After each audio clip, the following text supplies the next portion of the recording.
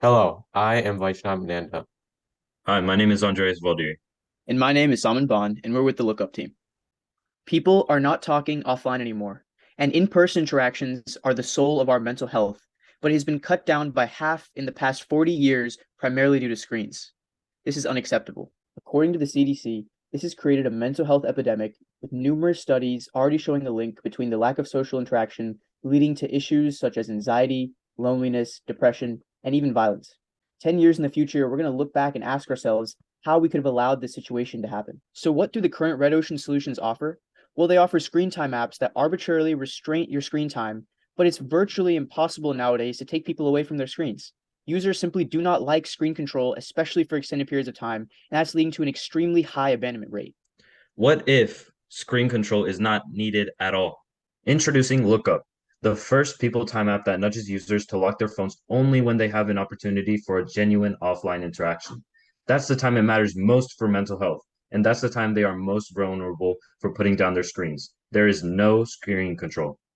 65 minutes. We have been able to increase the people time by 65 minutes in our beta release. If we could just replicate that across the nation's student body that has lost 7 hours per week in the last 4 decades, we can transform the mental health landscape of the modern generation. The app creates a people time zone.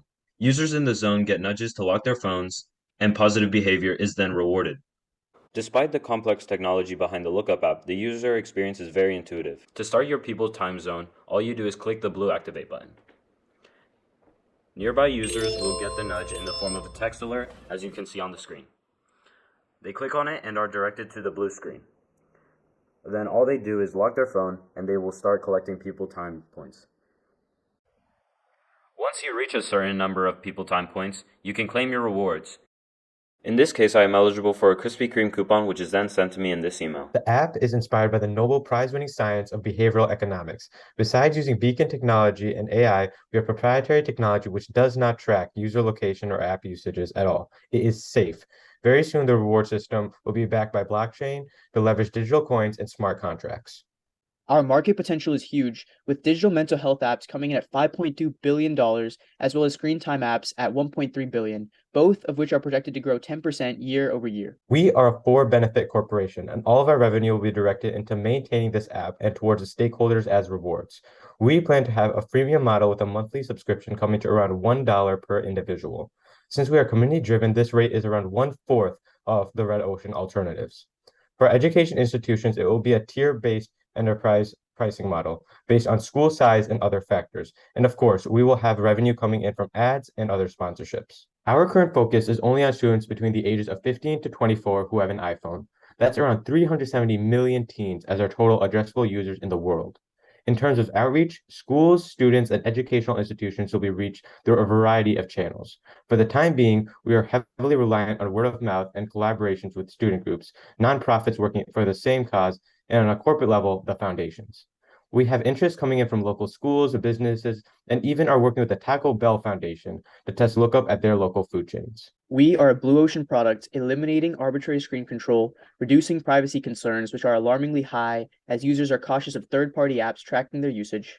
We're going to reduce abandonment rates and price, increase people time to support mental health, and create a hyper-personalized reward system to incentivize long-term engagement and transfer ownership of the app so each local community can set up their own reward system. For example, a mom might be trying to give her child an additional cookie for keeping their phone away at the dinner table, or even a teacher giving academic credit in classrooms, or even event tickets distributed by local businesses. Although we are opening up a new market segment focusing only on people time, we can compare ourselves to the current screen time industry, which mainly focuses on individuals for personal use. There are also educational institutions where teachers are frustrated with students using phones in the classroom. Corporate offices are most reluctant to use these apps at a corporate level due to privacy concerns and monitoring screens. Public government sectors are unexplored at this time. But the bottom line is that we're ending the idea of tracking screen usage so our customer base can be expanded to all of these realms. Our measurable metric of success will be to generate 1 million people time hours by 2024 and have our app powered by token economy and owned by local communities around the world. Here is our team to achieve this goal. As advisors, we also have Dr. Larry Hodges, former professor of CS at Georgia Tech, and also Dr. Ibrahimi, professor in human-computer interaction.